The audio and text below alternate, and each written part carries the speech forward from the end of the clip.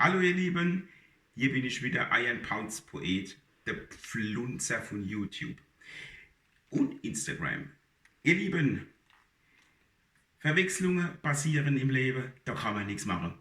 Aber wie es im Leben gegangen ist, das hat die Lina Sommer in dem wunderschönen Gedicht hier beschrieben. Seid ihr bereit? Ich auch.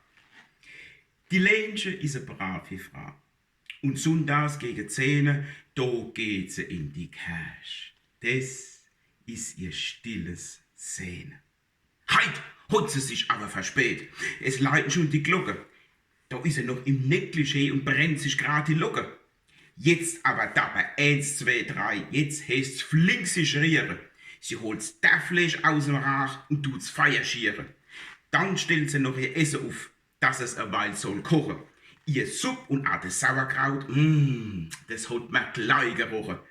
Wie in der Kirche sie unterm Schal das Gesangbuch raus will holen, da kreischt sie hell und laut hinaus und schwitzt als wie auf Kohle, weil's Fleisch hat sie in der Hand und das Gesangbuch unterdessen, das liegt daheim im Sauerkraut und kocht als Mittagessen.